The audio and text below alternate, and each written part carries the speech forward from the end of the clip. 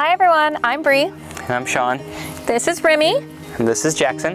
And this is our 2019 Ford Transit Mosby the third. We've been traveling for about 3.5 years now, and we would like to take you on our journey.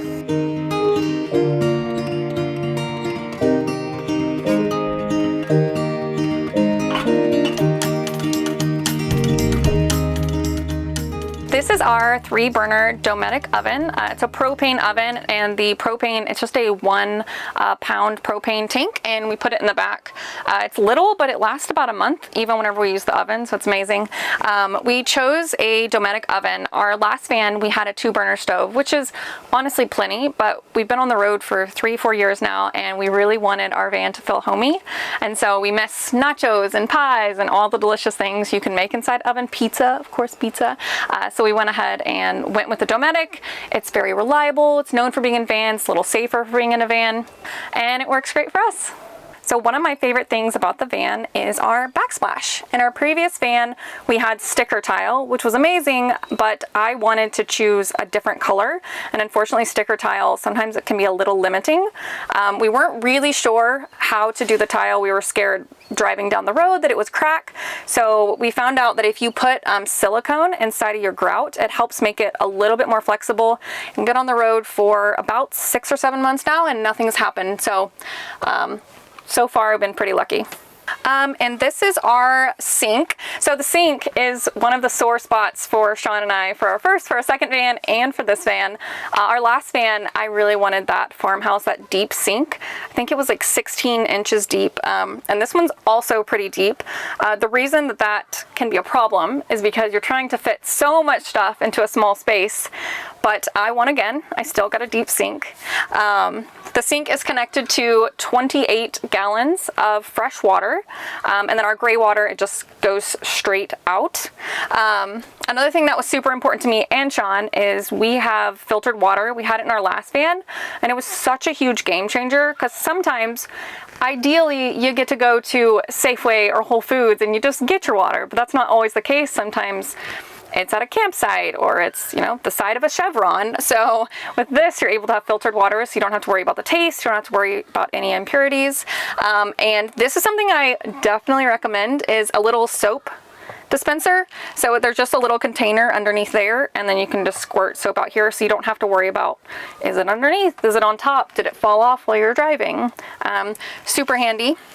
And yeah, this is our sink. I highly recommend getting a deeper sink. The main reason is with dishes. If you live in a van full time, literally you get 1 pot and 2 dishes. If you have a short, shallow sink, it's flying everywhere when you start driving. So #1 tip, get a deep sink. This is our Airhead composting toilet. We went with the Airhead over the Nature's Head for a couple reasons. One of them is the size. So there's actually a flat back on this, which makes it a little bit easier to fit into those small spaces. And the liquids compartment, you can actually remove it without having to disassemble the whole thing. So on the Nature's Head, it's a little bit more difficult to get the liquid container out, and chances are you're going to be dumping that much more than anything else. So it's a little bit easier just to literally lift it up, pull it out, and you're able to dump it. We have this connected, there's actually a fan. So to the back and underneath our wheel well, everyone likes to joke that compostable toilets, we say they don't stink, but truly with the fan, and the enzymes in the soil, you truly cannot smell it. And it's nice because we have this on sliders, so it slides right underneath the sink, and there's actually a little clip. We just clip it in, and you don't know it's there. So as you may notice, the door, there's actually supposed to be a door in front of the toilet and a door in front of the refrigerator, as well as some drawers underneath our couch. But we were building out, this is like I said, our 3rd van, and we were in the winter in Oklahoma. We were cold, we were in an older house, we were freezing all the time, and our friends, they were like, let's go to Baja. And we didn't have our couch built, we didn't even have flooring. And finally we're like, you know what? It can either be perfect or we can be in Baja. So we decided to go to Baja. We built the couch before we went, on our way to Baja, in a parking lot in Phoenix. And we've been working on it ever since. Now that we're in the van though, as much as I would love a door right here, you kind of just get used to it, and you're just happy to be out in nature and having fun.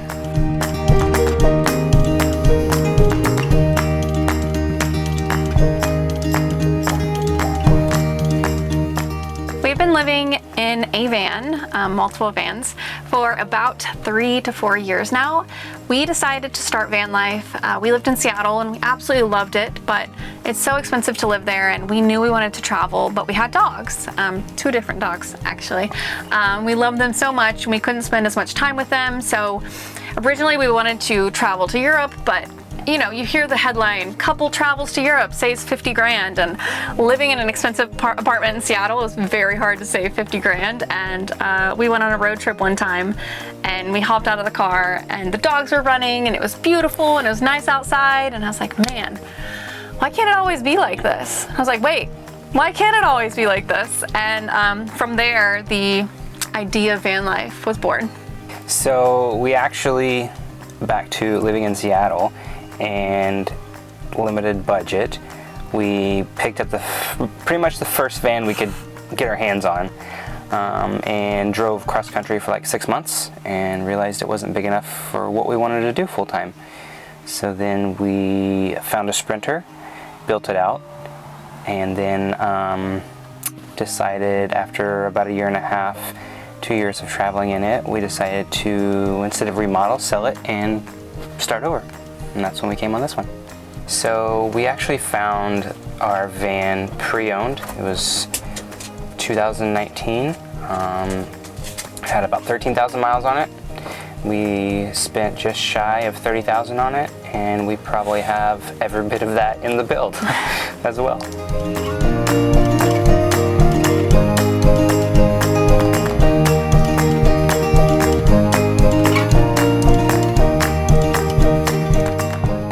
So in a van, space is super important, so you try to use every little inch that you can. So down here, we were able to fit one of our drawers right here, so it's kind of a free-for-all. You know, when people live in a van when it's like not super nice in here. So we have our plates and any random food we can't fit under the couch, we kind of throw in here. And one of my favorite things is actually that Shawn was able to maximize space.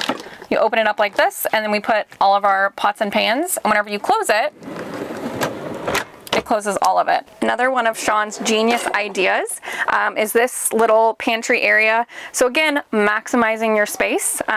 This was so deep and we'd hate to just have like a little drawer. So he's able to get this all the way back. And whenever you slide it out, you have soy sauce, tons of hot sauce, and then we have down here, you have chia seeds. I like to joke that it's like the thing you have, but you don't ever use. So yes, I'm healthy and have chia seeds. No, I never actually eat them.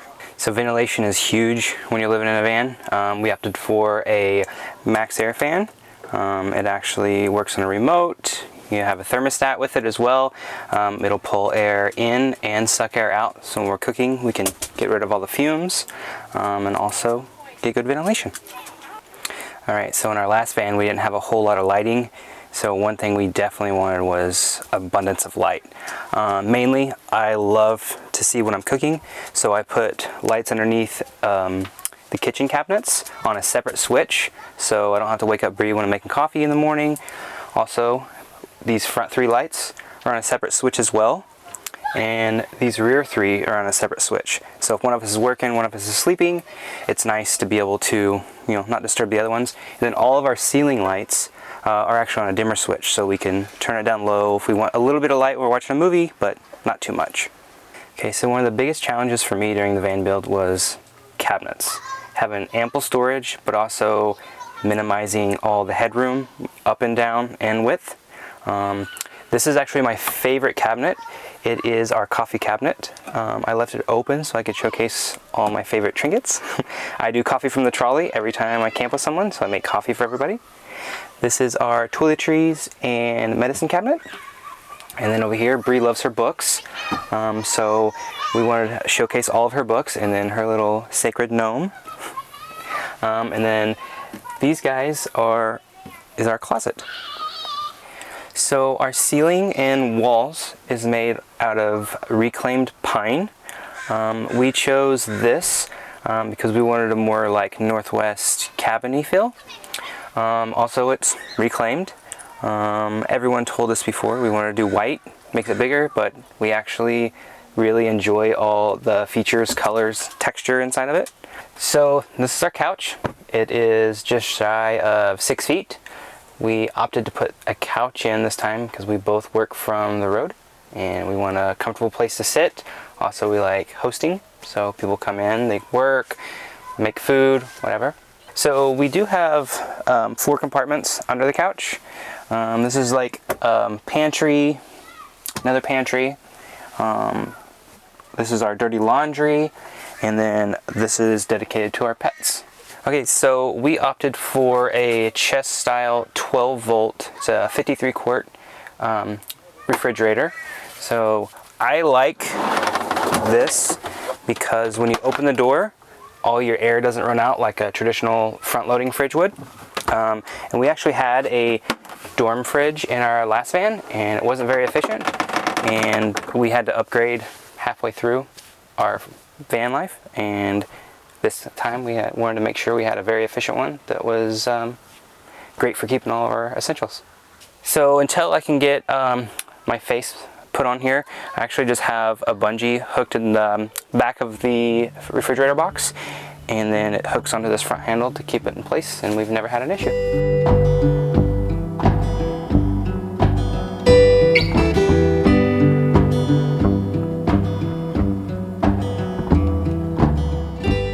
Being a van life couple is interesting. We've been in a relationship for 10 years now. 6 of those years we were not living in the van, so most of the time we did live together. And chances are, if you're a couple, you go to work and you have those 8-9 hours apart, and then you come home, so you have your alone time. When you live in a van, you have no alone time. You are going pee together, you're cooking together, you're going to get gas together, you're running every single errand together, and that can be very taxing. It can also be really amazing though, because you think your spouse is your best friend until you do everything together and you kind of mold into like one person a little bit, right? Which is, again, honestly, it's a very good way of knowing whether you want to be with someone. Because if you can do van life, and I always said this, I was like, if we can do van life together, we can do anything together. So to start with van life, we did save. Our first van was like a $3,000 van. So we saved a little, and then we moved in with my brother, and we saved some more and got our second van to live on the road. Honestly, it's been a journey. So we started out, I did virtual assistant work online, so I worked remotely, and Shawn did a lot of gig work, being a brand ambassador, doing contract work. But now, as we've moved forward, we have our website, Chasing the Wild Goose, which is about van life, and it makes us money. And then I still have client work where I'm an editor and brand manager, and that also brings us money. And Shawn also is a photographer.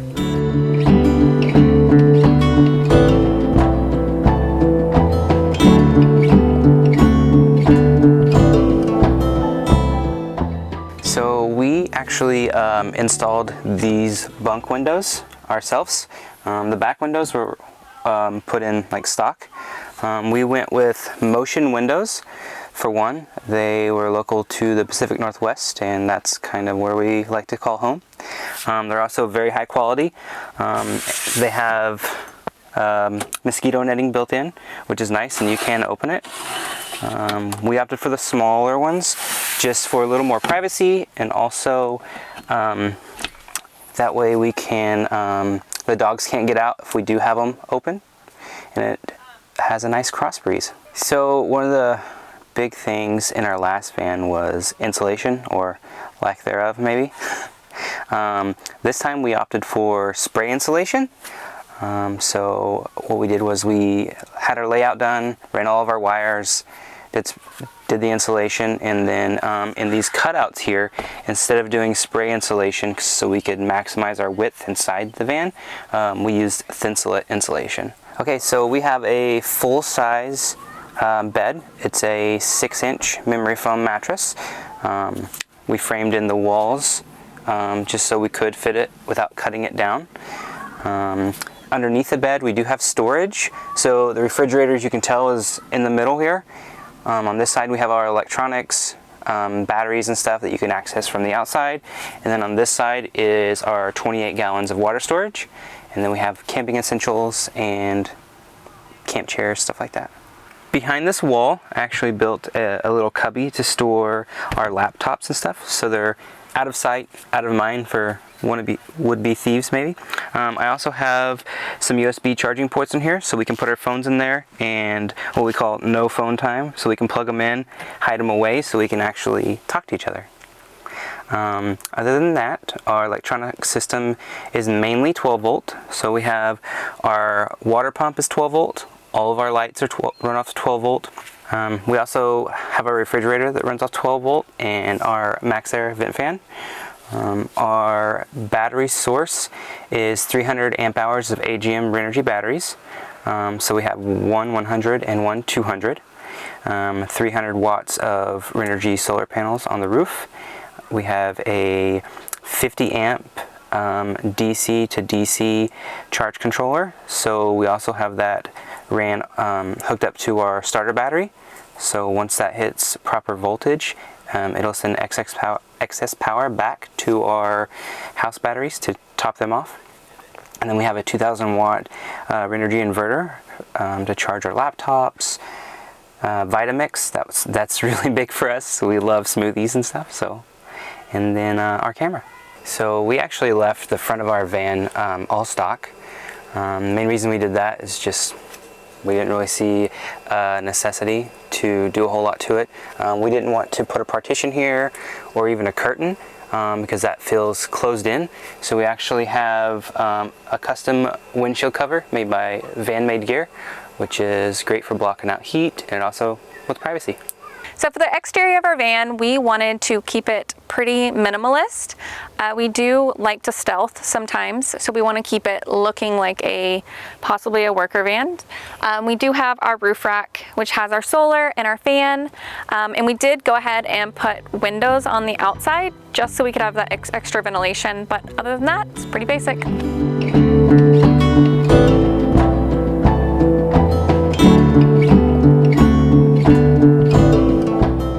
Best advice I could give somebody that wants to do their own build or possibly get into van life is there's no right time. You should just do it. I literally had, I'll say zero experience with building. I built a box before, and other than that, I went out and bought all my own tools. I just got a little creative, got on YouTube, blogs, bought a few van build ebooks. One of our friends, Vanessa and Adam, they have a great ebook. And if you want to get into the van life but don't want to build it, just rent a van, test it out. I think that's one of the best ways to do it. Thanks for joining us on our van tour of Mosby.